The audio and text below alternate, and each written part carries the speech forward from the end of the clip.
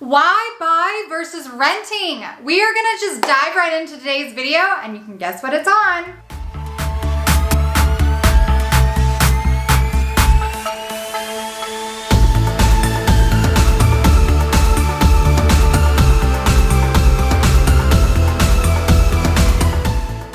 Okay, so the first thing I just want to throw out there is yes, I'm a real estate agent. I buy and sell houses all day long. You know that? All my information is linked in the description box below, so if you're ever looking to buy or sell in the Denver area, let me know. If you're not in this area and you're looking to go somewhere else, I have an amazing referral network that I have built for agents all over the US. And of course, if you want to know more about that, if you're looking to get your license, or maybe you have your license and you're more interested on what I'm doing here in Colorado with the Wolfpack and EXP, everything is below, guys. Everything that I'm going to be going over with you guys today are really the things that got me and my husband to go from renting to buying. And as you guys know, if you've been on my channel, you know that we rented out here for a while before we were able to purchase. Partially, that was on me because when we first moved out here, I did not understand everything that is real estate and all the things that I understand and know now, and all the amazing opportunity that is available when you buy a home. The first thing I want to talk to you about is ownership.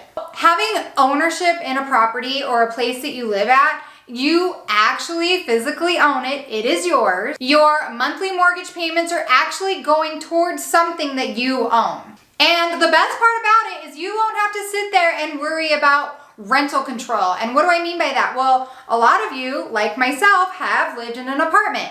So actually, before my husband and I were able to purchase and buy this house, we were renting an apartment. And every time our lease was coming up for renewal or whatever, they would always come in and the price would change. They were always upping our rent. It's like, oh, well, it's growing with the market. The market's doing this, going up and up and up. So your rent is going up and up and up.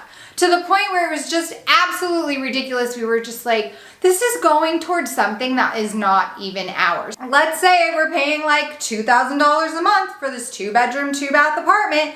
And at the end of the year, we've paid $24,000. Well, if we were to break lease, or if we were like, okay, you know what, we're done, we're moving out, that $24,000 that we spent went nowhere. It literally didn't go to anything. We'll never see it again. Like, goodbye, it's gone, whatever. Whereas when you have ownership in something like your house for your mortgage, you're making those mortgage payments, okay? It's the same as making your rent, if you will. But at the end of the day, if you want to sell or if you want to rent it out, like that money, all that, let's say it was $2,000. So now that $24,000 that you made at the end of the year, that went towards your mortgage, your house, paying off your loan so that you can own the property. And I'm sitting here stressing ownership. As a realtor, I understand the concept, but as a consumer and someone who used to rent, and now that we've been able to buy, like, I'm really understanding the value of ownership from both aspects. Having that ownership is definitely something that really helped us understand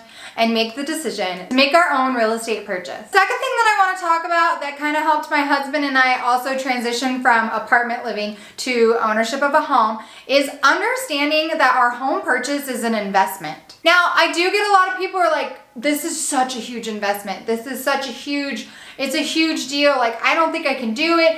You can put all that negativity in your head as all you want, but at the end of the day, an investment's an investment. There's always risk and reward. That's how it works. Of course, with any investment, there is a potential for a massive return on your money. Let's paint a little picture here. So let's go back. Let's say me and my husband never decided to move out of the apartment to purchase our own home. Now we've been renting, let's say 5-10 years. And again, like I talked about earlier before, we've most likely had rental increases. So within a 5-10 year span, our rent has gone up and up and up. Now, all the money that we've spent in these last 5 to 10 years, plus your rental's insurance, you have your rent, you still have all your utilities.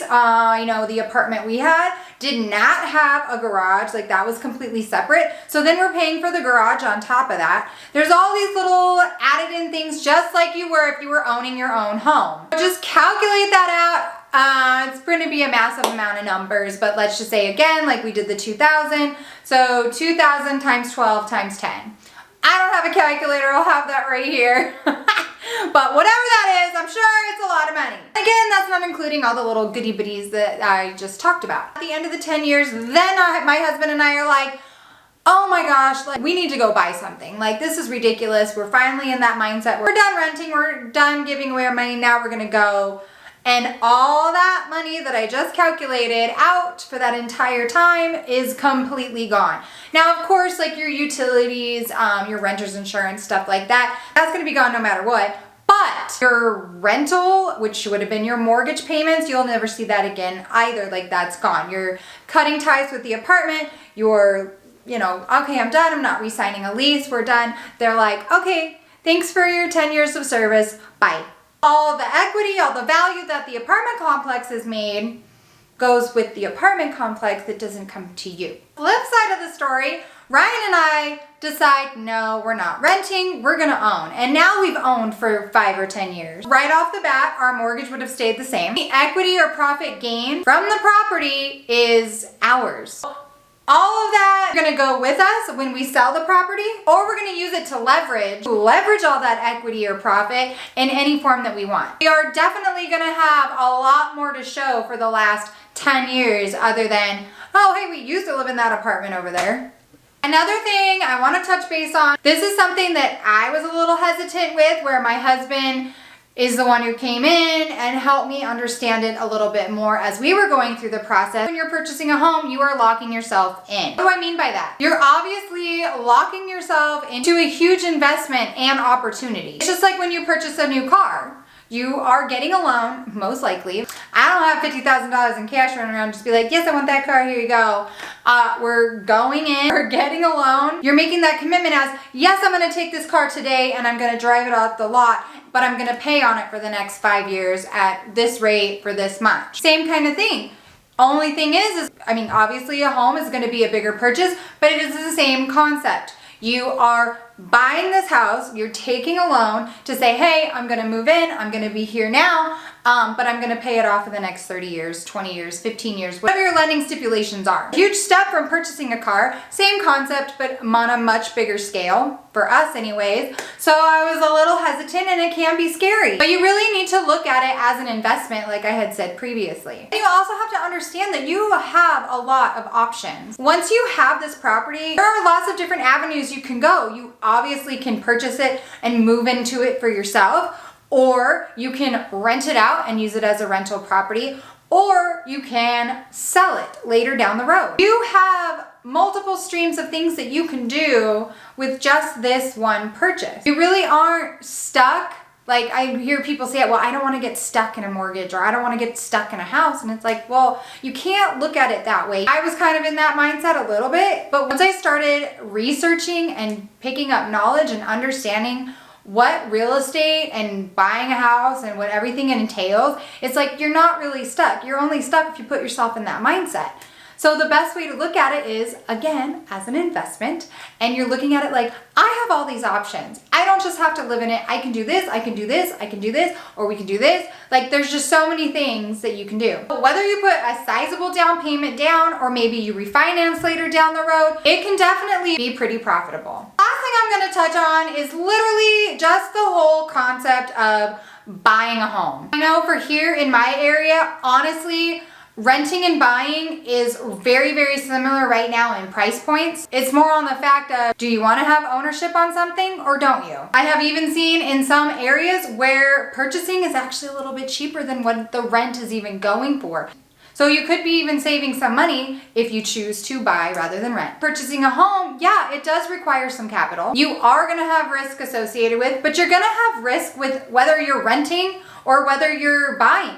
As in my situation again, like our rent kept going up, and that is definitely not uncommon. Obviously, renting versus buying, you're gonna have different risks associated, but you're gonna have risks with anything that you do. Who said that saying, without risk, there is no reward? I'm thinking right now, I'm thinking of Transformers, the very first one.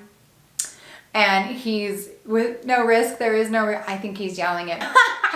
The last thing that I want to hammer home, there is definitely a lot of potential for a huge reward because there's so many different paths and options within purchasing your own home. And that is it for today's video, you guys. I hope that was helpful. I hope that was insightful. And again, these are all things that got me and my husband like on the ball and got us thinking about the future and actually getting out of the rental scene and getting into the home buying scene. And what are the things that we were looking at when we were doing that? Now, I know this is a huge process and there's a lot of information, but I hope this just gives you guys a little bit more insight and a little bit more information so that you too can get out there and buy your own home. As always, guys, please continue to like, share, comment, and subscribe to my YouTube channel. If you like what you're seeing, if you like the content I'm getting, then don't forget to subscribe and hit that bell notification so that you will always be notified whenever I put up a new video, which is usually live Friday at 6 a.m. And as always, guys, if I do not see you around Denver, I'll definitely see you on my next video. Bye.